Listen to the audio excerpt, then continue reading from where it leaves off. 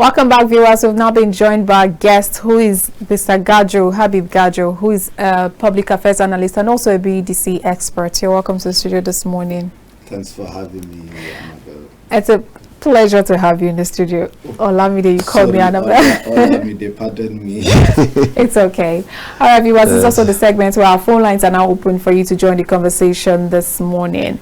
Now, Mr. Gajo, there's quite a lot on the papers this morning, but I want us to begin with what happened at the presidential villa yesterday, which is the launch of the Livestock Ministry. What do you make of that? To say Tinubu kick off reform, development of livestock sector, creates ministry to name minister soon, and Jega replaces Ganduje as reform implementation. And there's also a caption that says, despite Oronsai's report, there's been concerns of how does it plan to fund the ministry. But before we talk about the funding, let's talk about, first of all, what do you make of this new creation?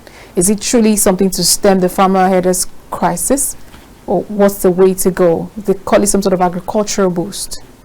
Yeah, it has gone beyond that. First of all, it's a good move in the right direction. I think President Bola Ahmed Tinubu has started waking up of the reality on ground in Nigeria. You understand? Most of the ministries we have in Nigeria, more especially the Ministry of Agriculture, you understand, is not that viable. You understand? Absolutely. To do all these things, you understand? They are not productive, you understand? Yes. They lack manpower, and billions of naira is being budgeted. Now, let's come back to the livestock. It's not about headers and farmers issues or clashes. Yes. It's all about economic growth. Economic growth. Yes. Economic dependency, and also economic production. You understand? When we have this kind of things, you understand? Yes. Livestock and so on, because many countries in the world have this kind of ministry. Even in the United States of America, there is this ministry. You understand? Yes. So many countries is because they value, you understand, they value the food security, the foods and the livestock. We can't survive without food. We can't survive without livestock. You understand? Absolutely. It's part of our life, and if we can do that, it's another diversification. You understand? Promoting and diversification of another sector of the economy, boosting the economy, bringing the economy to the local level, so that not major players will participate or major players will be importing food and livestock to Nigeria. We have our homegrown own livestock, our homegrown crops. You understand? To reduce the food inflation, to reduce the economic hardship, and so on and so forth. So it's a welcome development. I commend Mr. President for doing that. This is not the first time. When we have crisis in 2006, 2007, 2008, President Umar Musa Yar'Adua look at it in a broader way, you understand, in an advanced way, that look, this Niger Delta issue, the youth restiveness and so on and so forth, we need to curtail it in order to survive. You understand? We don't have gas to power our turbines to get electricity. Of course. We cannot produce more to get foreign inflow or boost our reserve and defend our naira. So we need more oil production that will hit 2 million barrel or above. You get it? Absolutely. You understand? So he looked at the problem and the issues. He said, no, we have to solve it. And he solved it amicably by, when he even solved it, he now create a ministry that will oversee the affairs of the Niger Delta, the concern of the government in vandalization and destruction of our infrastructure, oil and gas infrastructure. All right. It's a welcome development. Okay, let's quickly take this call as we progress in this conversation. Hello, good morning. Good morning. Good morning, you're welcome to the press. Please tell us your name and where you're calling from. Thank you, Raimi from Abuja. All right, Mr. Raimi, if you could just turn up your audio a little bit more, just a bit more. Okay. Thank Can you. hear me now? Yes, we can. Okay. Good morning to Mr. Habib. Good morning to Nigeria. Good morning to you too. I want to disagree with Mr. Habib on the issue of the new ministry that The Livestock Ministry. has just, created. Yes. You see, my professor told me in the school that it is not wise to want to learn from our mistakes. We should rather learn from other people's mistakes. Because we might not survive. If we want to learn from our own mistakes, we might not survive to learn from them. They may not be second chance. But in the case of Nigeria, we have survived so many mistakes and we have refused to learn from them. Now, the president just created a ministry out of an existing ministry. Tell me, what is the Ministry of Livestock going to be doing different from what the Ministry of Agriculture is doing? Like the suggestion or the reference that our guest just made about the Ministry of Niger Delta being created by our late president. Yes. We can say that solved the immediate reaction from that region, but has it really solved the problem? Are we not still having those same issues up to date? If you check what is happening now, almost all the region in Nigeria is going to have ministry at the end of the day. Because as we speak, the Ministry of Northwest also has just been approved by the Senate.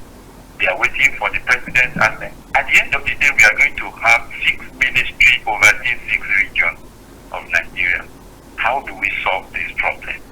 It's not about creating ministry, my brother. Now, this ministry that has just been created will be budgeted for. Can you guarantee that that budget being given to this ministry is going to solve problems? Can you guarantee that the manpower that the Ministry of Agriculture is lacking is going to be efficient in this Ministry of Livestock? Let us not be hiding our feelings. I want to believe you have your interest. Just as every individual will have their interest. But I think the larger interest should be our common interest. Absolutely. And if you look at it from this angle, we will solve a lot than to just be looking at the immediate solution in every situation. All right. Thank you. Thank you very much for your submission. Mr. Raimi has made a lot of submission, and he's also questioning the fact that what would the ministry do differently from the Ministry of Agriculture? I think that's a very important question to ask. You see, livestock farming is a department under the Ministry of Agriculture. Sure. You understand? But because lack of performance and so many things, like I said, lack of manpower, that make that department redundant. You understand? Yes. Now, people will disagree because they have never seen it, or they have never had it, or they have never researched on it. You understand? But when you go through it, when you research on it, you will find that it's even more safer and better to have that. You see, before we have only Ministry of Commerce. You understand? Later, the commerce, some part of the commerce has been neglected and brought the economy into its knees during structural adjustment program. Another government came and said, no, we need to add it to Ministry of Commerce and Trade. Trade and Commerce, trade investment was also put inside. You understand? Much inside. You get what I'm saying? Absolutely. Now, we have Ministry of Finance. Before, mining is under Ministry of Finance. Now, mining is a ministry of itself. You understand? And today we are hearing that our own natural gold will be deposited as a backup to our economy and naira, to support the naira than the paper money of dollar, pounds and euro to support our naira. So you see how economy grows. You understand? Yes. So these are the issues. People also, you can't look everything negatively. Whether the Ministry of Niger Delta has performed or has not done anything, but something has been achieved in that ministry. You understand? Something has been achieved. Vandalization has reduced. It's the only oil theft that has not reduced, and that one is a negligence. We will call it a negligence from our NNPC Mr. and Gajo, security agencies. sorry, let me butt in there. There are conversations that we have a lot of ministries, functional ministries, but we barely see what they do. Most of them are plagued with one issue or the other. What would make this one any different? You see, the difference is there is some ministries that are not economically Viable? important. Okay. You understand? They are not impacting into our economy. They consume from us. You understand? But this one, those ones that I have mentioned, you understand? Yes. They are a productive ministries that will add value to our resources, you understand? Yes. And give us more inflow of foreign exchange and defend our economy and reduce the hardship and hunger, poverty that we are crying every day. So it's not everything that is negative. You understand? There is ministries that need to be scrapped because they are not economically viable. You understand? There is a ministry that you need to merge, like Oresenye report. You understand? But Oresenye report did not say don't create another ministry. No. Where the funding is coming from, you understand? Yes. The government will look alternative of where the resources is coming from. And let me tell you, when you have an economic department, parastatal agency and ministry, they will bring money to themselves and work for themselves, you understand, and contribute to the national growth of our economy. That's what I'm saying. I'm not supporting here. I'm not. I don't have any interest. But the interest is a Nigerian interest, is a national interest. You understand? And also is the interest of all of us, even those who are against it or who are supporting it, whether positively or negatively. We should look at it in a positive way. We will see a lot of things that will come out from that. All right, so despite the fact that we have to look at it in a positive way, most times we try to get the balance of looking at the detriments and the advantages at the same time. While we also see it as an advantage to adopt a ranching policy, and while we also see it as a step to also mitigate. No, this ministry has already finished about ranching. You understand?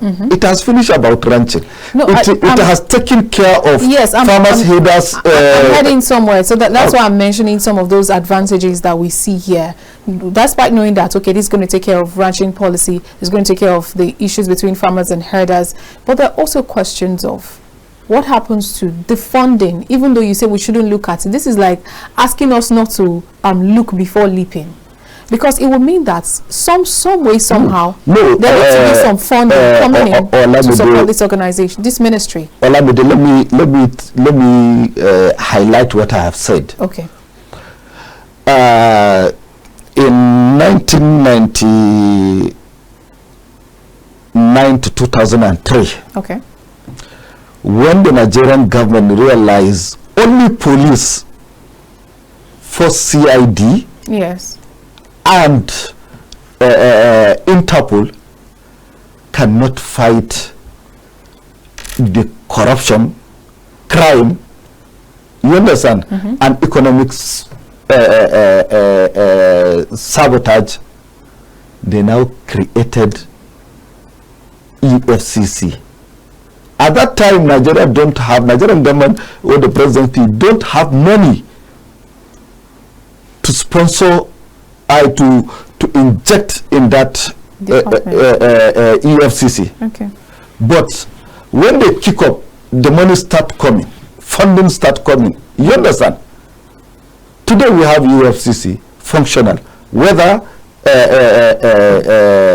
they are doing good or they are not doing good, but they have done well before, and we hope they will do more. Okay, while you are lighting that, let's quickly take this call. Hello, good morning. Good morning, my sister. Good morning, you're welcome to the press. Please tell us your name and where you're calling from. My name is Ibrahim Kocha. I'm calling from Kebbi State. All right, please join the conversation, Mr. Ibrahim. You're welcome, ma'am. Based on what your guest is talking about and the program under discussion, actually the issue of ranching and other sections that you are talking about, in the other way, is highly complicated. Why is it that? Because the people that are, in position of cattle, they have them in number. So I don't know what the government is doing to make sure that the issue of ranching is well secure. Because in the situation whereby the government will just say ranching without any necessary actions that available means for those people responsible. As you know, the Fulani men, people that are, vastly known as nomadic, they are the ones that are having a large number of cows moving around. So, and these people, they don't have much. What I mean much, they don't have the orientation to spend much money to secure their cattle in one place. That is to say, they cannot spend the money to buy the food for their animals. They have to move from here and there for their animals to get their enough food to eat. So if the government is emphasizing in the ranching issue, what is the government doing to provide necessary equipment for those people that are having cattle going around? Then the issue of what do we call it? The issue of fertilizing, going around people's farm, causing havoc, is the reason why some people are looking at it as if it is very easy to handle. But for me, I don't think it is easy to handle, because in as much as the government wants to solve the problem, it has to have a kind of large farms for those cattle rearers to have their space to run around. For the ranching. In as much as they fail to do that, there must always be a problem, because they cannot agree to that condition. Even if the federal government implemented it and it has become constitutionally enacted as a law, they will not obey that, because they cannot afford the necessary means needed for their cattle. Absolutely. So to me, and that is just my first side of it. All right. Thank you very much for your contribution. We love your point. Thank you so much. Hello. Good morning, Chief Arrow. Hello, good morning. Good morning, Chief Arrow. You're welcome to the press. Yeah, how was your night? It was great. Thank you. Yeah, good morning. Chief Arrow, please turn down the volume of your TV set or step away from it. I've done that. Okay. Thank you. You see, I'm totally at loss with the federal government, with particular reference to Livestock ministry. Is Bola Tinubu serious at all? Look at what we are passing through. We are the Orasaya panel are trying to beat that cost so that the governance will go on well. You are creating another ministry when we have about 40-something ministry. And today Nigerians are finding it very difficult to eat. In my own opinion, I don't think it makes sense for at this time to form that livestock ministry. Bola Tinubu should also, if that be the case, he should also form poultry ministry. He should also form pig ministry, so that at least we know whatever we are going. Okay, then about Samoa, when the rep is saying that it should be suspended, you see, it is unfortunate. By the time you look at Article 5, it looks like the federal government are not telling us the truth. During the time of David Mark, this thing was, they were trying to introduce it, the Western nation, but David Mark rejected it. During the time of Goodluck Jonathan, they rejected it. Is it that they want to bring it to, from the back door? You see, the attempt that they are making is that they said it was gender perspective. But inside this gender perspective, we have homosexual, we have lesbian, we have gay. So what do they mean by saying that they have not signed that agreement? That agreement is very dangerous, and that one may end the Tinubu government, because Nigerians are very sensitive when it comes to religion. And now that if they want to go through the back door because of the European country trying to bring it up, trying to use IMF, trying to use World Bank to attract us, so that we will go into all this gay marriage, whatever it is. Look, when the problem comes, Tinubu may not be able to withstand it. Then let me quickly go to Rivers. You see, Bola Tinubu is dancing on razor edge. He is keeping quiet if what is happening in Rivers. What is happening in Rivers is very dangerous. You see, you hired Wike. Wike is an employee of Tinubu. He should be able to call Wike to order so that there will be a ceasefire. But if he doesn't call Wike to order, what happened in 1960s is still going to happen in this country.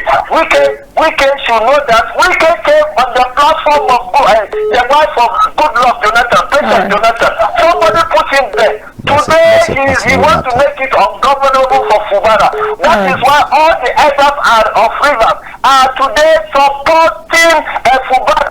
We cannot work, we cannot go along with all what he's doing. And Tinubu should know that we are in democracy. And the way they voted for Tinubu, that is the same way they voted for Fubara. The way Supreme Court affirmed Fubara, that is the same way Supreme Court affirmed Tinubu. All right, sir. Oh, I think we lost him. So let's quickly take this one and then continue conversation. Hello, good morning. Hello, good morning. Good morning. You're welcome to the press. Please tell us your name and where you're calling from. Today? I'm great, thank you. Good morning. Okay, my name is Joseph. Thank you, Mr. Gajo. Thank you for the work you've been doing. All right. Please, mine is like the last caller said very passionately. You can hear from his voice. I mean, we have people who are still very passionate about this country. We love our nation. Absolutely. Unfortunately, there are some things that still were lacking. Now, a ministry has been carved out from our existing ministry. Yes. Now, what stops the government? I mean, it's like in an office, you have an organization, you have a department, maybe the editorial. Editorial is probably not functioning as it ought to. Do you now carve out a department out of editorial so that editorial can function? Or do you empower editorial so that editorial will function? If those departments are not doing well, your guest has said that maybe manpower. If you are bringing in manpower, can't you add the manpower into the already existing ministry and make sure that that department is working? Why not we bring out people? Now it means that you are going to be creating jobs. There's not nothing wrong in creating jobs, but who is going to pay them? We have governors. The federal government has still been battling with paying backlogs of salary. Now there is a new clamor. We don't know whether if it's going to be implemented, for how long will it go, and it's just going to be a recurring decimal. We're just going to be dancing around because in a year's time, in 2 years' time, labor is going to come back, ASU is going to come up, we need our money, we need an increase. We can't be dancing around in circles and deceiving ourselves. If you are talking about ranching, policies are very beautiful. They are easy. It's just to put it on paper. Nigeria has been excellent, A+ in producing policies. Let's come to implementation. How many of those policies have we been able to implement? Now, the one from, is it Yobi or KB had mentioned and I agree totally. If you are going to ranch, these are Fulani people who all their lives is moving from one locality to another. They are on transit. So how do they now become ranchers? Something that they've never done before. Who is going to teach them? Has government put in place, has government thought it out that we need to teach these people, put them into this thing? These are some of the things. Policies are very easy. Now if he leaves, another government comes in, he will say, no, that ministry is excess weight. We need to get rid of them. You scrap, and then you start another one. We need to prioritize and know where we are going. Please. All right, thank you very much for your contribution. Please, I have an observation. Please. Hello? Yes, hello? we're with you. Very quickly, I started watching your program about a month ago. I have an observation that I see every morning. I don't know if there is a number I can call so that we can help adjust it. It's beautiful, but it's just a little adjustment. This is your number? This is your number? Yes, this is my number. We'll reach you after the show. Thank you so much. Thank you very much. Thank you very much. Thank you so much. All right. You're welcome. Yeah. Mr. Gajo, he said a lot. In fact, literally all of them have said a lot. And especially talking about looking at the angle of these ranchers. Is there really a spacious land where they are expected to do their ranching? For people that already know that, people that all their lives, they do not know how to be in a specific place. How is this supposed to work? There's also the issue of actually teaching them how to ranch. Olamide, let me tell you something. Or let me tell the callers and Nigeria something. Okay. The issue of ranching had been there even before the independence of Nigeria. Okay. Those laws are there. You understand? Yes. The governors are lazy. You understand? We are not talking about ranches. Go to Jigawa State. Today, Jigawa State is one of the most peaceful states in Nigeria. Because the then governor brought out those laws and implemented them. Yes. Farmers, this are your farms. We need maybe 200 meters, 300 meters for the cattle and human beings, you understand? Humans and animals to go to the stream or river, you understand, to rear their cow or for fishing or for accessibility of the water. You understand? Now, if you encourage to this road, you are going to pay fine and you are going to be imprisoned for life. Herders, this is your grazing route. This is the stream. If you enter any farm or destroy any plant in the farm, you are going to pay, and your punishment is life imprisonment. Today in Jigawa State, farmers are farming, no problem. Herders are rearing, no problem. You understand? Jigawa State has so many big markets of food and crops and also animals and fishing and fish in Nigeria. If you go to Gujungu, this is a central market in Jigawa State where some countries are coming to buy. If you go to Hadeja, Okay. it's the same thing. If you go to Ringim, if you go to Megatari, Suletankarkar, those are big market. If you go to Duse, those are big market. If you go to Benin Kudu, it's there. You understand? Absolutely. Those who want to ranch their animals, they can ranch on their own. You understand? They are ranching. There's people that don't want their cows to roam around. They can ranch. You understand? But the level of water that animal consume, a human cannot consume it for 1 week. You understand? The food that animal eat, human cannot eat for 1 month. That's how it is. The laws are there. You understand? All what you need is to enforce them. This is to my friend from Benin Kebi. You understand? The other one that is saying that Chief Aro also raised the point.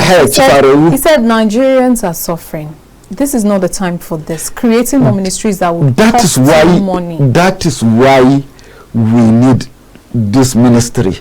We don't need federal government to be giving us 5,000 because we are hungry. Okay. Conditional transfer, this, that, so many, plenty programs, empower, end this useless thing, nonsense thing. Our money will go, trader money. You understand? We don't need that. We need stakeholders to participate in this agro farming. You understand? Let us all involve in this to revive our economy, to get food to eat. You understand? And also to empower ourselves. We don't need stipends from any government. You understand? Yes. We want to establish a business. All Nigerians can participate in this.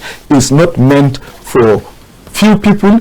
It has not been made for only people, and nobody will say this and that. And those who are saying that creating ministry will not solve the problem, the manpower, and there's so a question of implementation. You see, from just creating policies. when you have expert that will do it, and the reason why Jega was given, Jega was he was a researcher.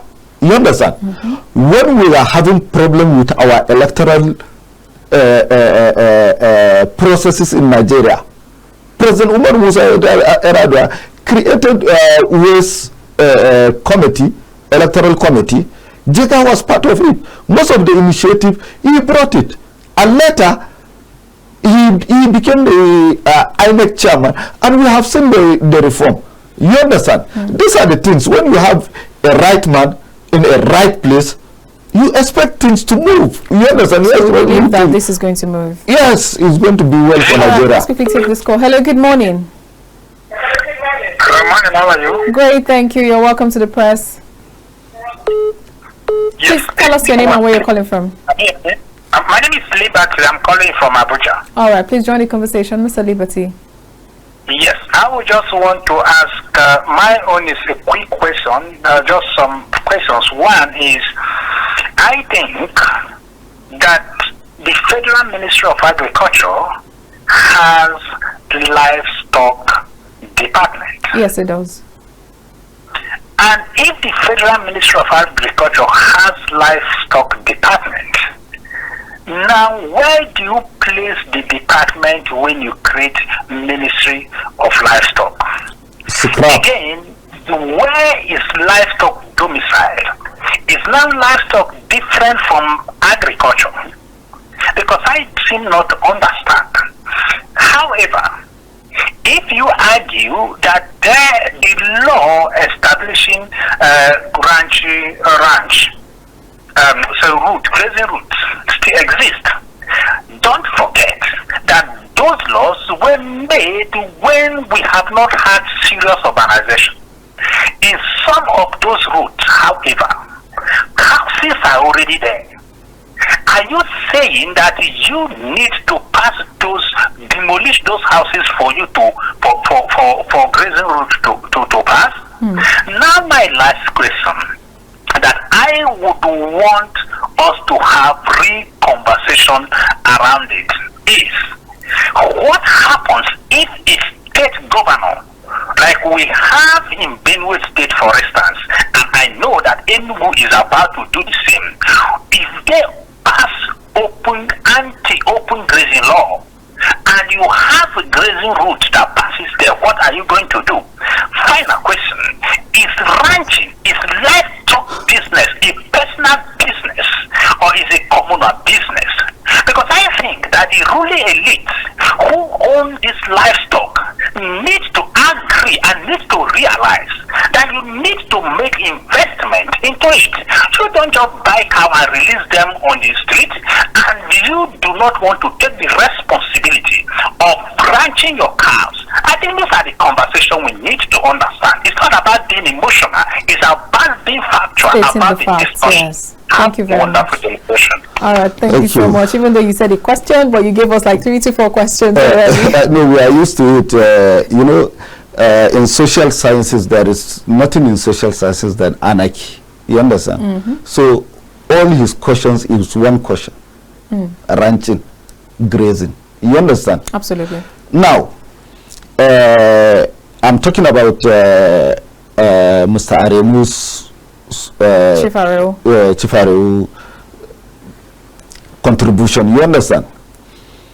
Let me put it together so that I will clear the doubt. This ministry was not created for grazing or for headers. You understand? Or for farmers. Okay.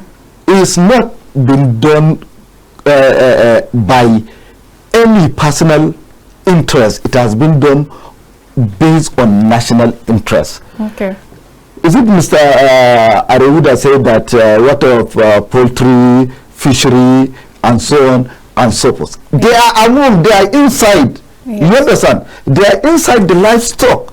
That's what I'm saying. It will boost the economy. You get it? In United States of America, over 100 years ago, there is a law on cattle wrestling. If you wrestle a cattle, then and you are being caught, is either you die by hanging or by electric chair. Okay. And that's how cattle wrestling ended. In America, they have this type of ministry supervised by the secretary. You know, they have secretaries, not ministers. You understand? It's only piggery. If you check the law, it's only piggery that you can rent. You can rent, you can keep. You understand? Yes, I do. Piggery is not allowed to move. You understand? Around or to be in urban places. If you want to do piggery in urban place, you have to keep them in one place. You understand? All these things are there. You understand? Okay. We also have them in Nigeria. Those laws, we have them in Nigeria. You know, part of what the guests, the caller said, yes, he talked about now livestock department and livestock ministry. What happens to the livestock department under the current Ministry of Agriculture? That is why I said, yes, I'm trying to give you all of the things. Scrapped. I'm trying to bring in all the things he said. And then he said when he talked about the grazing routes, He said, what about those places where accommodations are now? Are they going to demolish them? And the third thing he also made mention of is what happens in states where they sign into law anti-open grazing law. So what happens to those kind of states? You see, that is why I said from the beginning, I said is going to localize our economy. You understand? Our living standard. You understand? Yes. All these things are domiciled in state and local government. You understand? Yes. For example, Anambra has 8,000 square kilometer. You understand? Outside 8,000 square meter, how many square meter they will farm? You understand? Yes. Farming land. You understand? Yes. And also animal farming. You understand? And the urban city is just like that. So Benue State, if they enacted that law, you understand, of anti-open grazing, Yes. you understand? Yes. They have abundant land to graze where farmers are not there. You understand? You can't graze where farmers are. That's what it means. You understand? Yes. So the department in the Ministry of Agriculture and department, you merge them together. You understand? Absolutely. You revamp them. You understand? Yes. They will revamp also the economy. That's what it means. You understand? We can't be stagnant because it has been called ranching, or it has been called this thing. This National Assembly uses this ranching anti-grazing law, causing crisis and havoc in the country. You understand? Using our own money, creating, raising, sponsoring bills, going for public hearing, and so on and so forth. No result for over 10 years. We have been battling with anti-grazing law. It's not working. You understand? Now there is a solution that everybody will be happy. Even those who are complaining, or those who are not happy, or those who are not seeing it. So everybody will be happy. Some people say it's personal business, not a commercial business. That is a personal business. That is why we have stakeholders inside. You understand? We have players. You understand? Many more. Those who are not even players in the farming and livestock, they will also participate. All these our youth that are not doing anything, they can participate. Women at home can participate. You understand? And can benefit from it. You understand? It's an economic. It's just an economic revival. You understand? Now, if you take Ministry of Agriculture, what are we agriculturing? What are we culturing? What is the meaning of agriculture? If you take it, let's take it by English word. What is agriculture? We don't even have the mechanic and the mechanism to do the agric. And we have abandoned our culture of farming. If we say we do not know, if at this time we're saying we do not even what is Ministry of Agriculture at this time, and we're already creating a livestock ministry, which will be saying the same thing in the next few months. The reason why we are creating please land on in 30 seconds. The reason why we are this ministry has been created by the president. Yes. You understand? Honestly, we don't need Ministry of Agriculture. What we need in Nigeria, in Africa, is Ministry of Food and Nutritious. All right. And those are in one. You understand? Yes. So let us not deceive ourselves. There is no duplication and even those who are quoting Oresenyo report. Oresenyo report did not say you cannot create an economic viable ministry. All right, thank you very much, Habib Gajo, for saying that we do not need Ministry of Agriculture, we need Ministry of Food and Nutrition. Food and Nutrition. This conversation continues tomorrow. Thank you so much for your time Inshallah. today. All right, viewers, thank you so much for being a part of the show today. You already heard him, but we continue tomorrow. I am Olamide Alhassan, and I'll see you again later. Bye for now.